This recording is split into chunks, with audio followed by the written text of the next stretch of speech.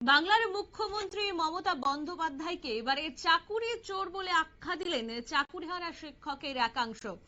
চাকুরিহারাদের এবার আইনের বেড়াজালে জড়ানোর অভিযোগ, এমনটাই অভিযোগ তুললেন চাকুরিহারা যোগ্য শিক্ষকরা এবং রাজ্য পুলিশের বিরুদ্ধে কারচুপির অভিযোগ। এই বিষয়ে চাকুরিহারা শিক্ষক সুমন বিশ্বাস কি বলছেন শোনাবো।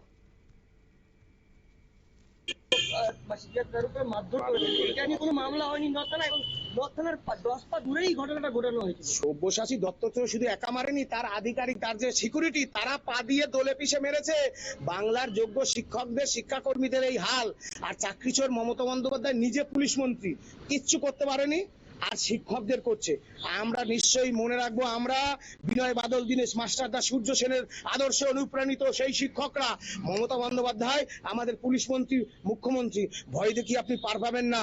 ক্ষুদিরামের দেশে আমরা জন্মে গেছি, আমরা নেতাজি সুভাষচন্দ্রের আদর্শে অনুপ্রাণিত। আপনাকে আমরা সম্মুখ সমরে লড়াই করে দেখাবো।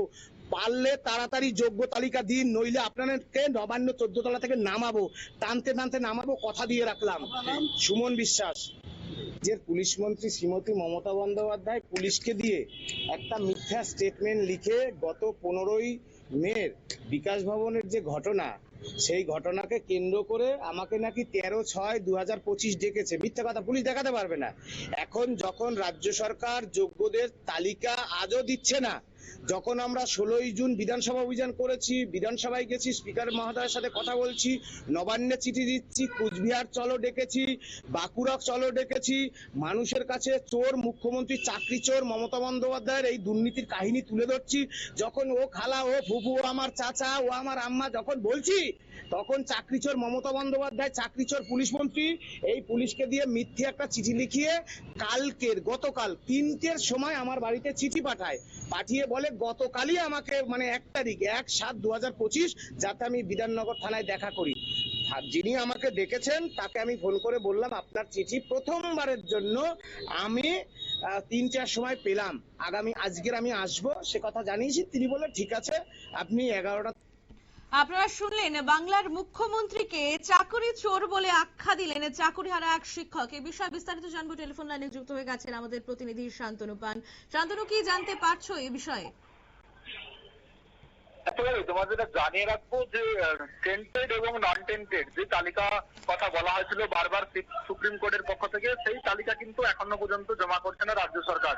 স্বাভাবিকভাবে যারা বৈধ চাকরি পেয়েছিল তাদের কিন্তু আন্দোলনের পথে যাচ্ছেন। তার কারণ যেটা তারা জানাচ্ছেন যে রাজ্য সরকার, তিনি তা বলেছিলেন, রাজ্য সরকারের পক্ষ থেকে মুখ্যমন্ত্রী জানিয়েছিলেন যে তারা আইনি পরামর্শ নেবেন, আইনি পরামর্শ নিয়ে কিন্তু এই তালিকা তৈরি করে জমা করা হবে। যদিও মুখে বলা হলো, সেই কাজ কিন্তু এখনো হয়নি। দীর্ঘদিন সময়টা পার হয়ে যাচ্ছে এবং সুপ্রিম কোর্ট যে নোটিফিকেশন জারি করতে বলেছিল নতুন করে এসএসসির নিয়োগ প্রক্রিয়ার জন্য, সেখানেও কিন্তু একটা সমস্যা দেখা দিয়েছে। স্বাভাবিকভাবে বেশ কয়েকটি দাবি রয়েছে এবং সেই কয়েকটি দাবি নিয়ে কিন্তু ইতিমধ্যেই করুণাময়ী যে বাস স্ট্যান্ড রয়েছে, সল্টলেকের করুণাময়ী বাস স্ট্যান্ড থেকে যে আচার্য ভবন, সেখান পর্যন্ত তারা মিছিল করে যাচ্ছেন এবং আচার্য ভবনের যিনি আধিকারিক রয়েছেন, শিক্ষা দপ্তরের যিনি আধিকারিক রয়েছেন, শিক্ষামন্ত্রী রয়েছেন, তারা তাদের সাথে কথা বলবেন এবং সচিবকে দিয়ে যেই নোটিশ পাঠানোর কথা, যেই তালিকা পাঠানোর কথা সুপ্রিম কোর্টের কাছে, সেই তালিকা কেন এখনো পর্যন্ত যায়নি, সেই বিষয়গুলি যেমন জানবেন একদিকে, সেই তার অন্যদিকে কিন্তু এই যে সুপ্রিম কোর্টের নির্দেশে যে নতুন ভাবে নিয়োগ প্রক্রিয়ার বিষয়গুলি রয়েছে, সেইগুলি কোন পদ্ধতিতে হচ্ছে সেই পদ্ধতিগুলো তাদেরকে জানাতে হবে। যতক্ষণ না পর্যন্ত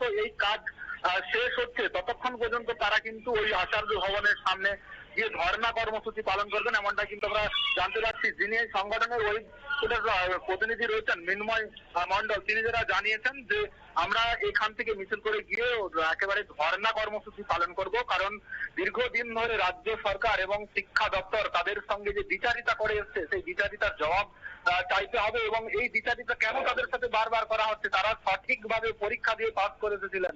স্বাভাবিকভাবে প্রশ্ন উঠছে, যারা আনটেন্টেড, টেন্টেড ক্যান্ডিডেট নয়, তাদের যে তালিকা, সেই তালিকা কেন প্রকাশ করছে না? তাহলে কি কোথাও কোনো রহস্যের খোঁজ রয়েছে? এমনটাই কিন্তু তারা মনে করছেন।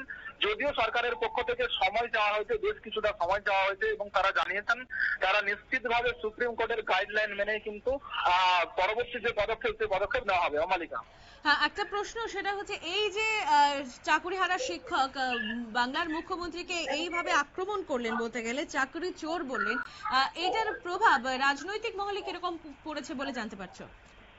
দেখো, দীর্ঘদিন ধরে তারা যখন এই দাবিটা জানিয়ে এসেছে, তাদের যে প্রাপ্য জিনিস, সেই প্রাপ্য জিনিস কিন্তু 8 থেকে 9 বছর চাকরি করার পরেও চলে গিয়েছে। স্বাভাবিকভাবেই তাদের এখন যে মাথার অবস্থা রয়েছে, সেখানে দাঁড়িয়ে কোট আনকোট এই যে চাকরি চোর মুখ্যমন্ত্রীকে ভাষাটা ব্যবহার করছেন, শুধু তিনিই নয়, আমরা আগে গতকালও দেখেছিলাম যে সোশ্যাল মিডিয়াতে একজন শিক্ষক পোস্ট করেছিলেন, সেখানে তিনি জানিয়েছিলেন যে মুখ্যমন্ত্রী কবে কোট আনকোট তিনি রাস্তায় রাস্তায় ঘুরে বেড়াবেন, সেই ছবিটা দেখলে আমরা কিন্তু সব থেকে খুশি হব। স্বাভাবিকভাবে এই ধরনের যে প্রতিক্রিয়াগুলো এখন যেগুলো আসছে, পরবর্তীকালে কিন্তু আরো কড়া প্রতিক্রিয়া আসবে। তার কারণ তাদের একেবারে নিজস্ব হকের চাকরি, যেখানে তারা জীবন জীবিকা নির্বাহ করতেন, তারা স্কুলে গিয়ে শিক্ষকতা করতেন, ছাত্রছাত্রীদেরকে পাঠদান করতেন, সেই জায়গায় দাঁড়িয়ে আজকে তাদেরকে রাস্তায় নেমে আন্দোলন করতে হচ্ছে, এবং আন্দোলন করতে গিয়ে পুলিশের কাছ থেকে বারবার তাদেরকে বিভিন্ন অকথ্য অত্যাচার সহ্য করতে হচ্ছে। স্বাভাবিকভাবে পশ্চিমবঙ্গে যে সুস্থ পরিবেশ নেই, স্বাভাবিকভাবে যারা চাকরি করছে, যে কোনো পরীক্ষায় পাস করে যে কোনো সময় কিন্তু সেই পরীক্ষা ডিসমিস হয়ে যাচ্ছে, কেন এই ধরনের ঘটনা ঘটবে? সেই জায়গা থেকে দাঁড়িয়ে মনে করা হচ্ছে যে তাদের মাথার মধ্যে এখন খুব চাপ রয়েছে, সেই জন্যই মুখ্যমন্ত্রীকে এইভাবে আক্রমণ করেছে, এমনটাই কিন্তু মত। যদিও রাজনৈতিক ভাবে এই যে ঘটনাগুলো ক্রমগুলো পরের পর ঘটে চলেছে, সেক্ষেত্রে কিন্তু রাজনৈতিক ভাবে 2026-এর যে বিধানসভা নির্বাচন রয়েছেন, সেই নির্বাচন এফেক্ট করবেন, এটা স্বাভাবিক। অম্বালিকা, একেবারে অনেক ধন্যবাদ জানাবো শান্তনু তোমাকে। আপনারা শুনলেন চাকুরি হারা যোগ্য শিক্ষক সুমন বিশ্বাসকে জুলাইয়ের 1 তারিখ নর্থ বিধাননগর পুলিশ স্টেশনে তলব করা হয়েছিল।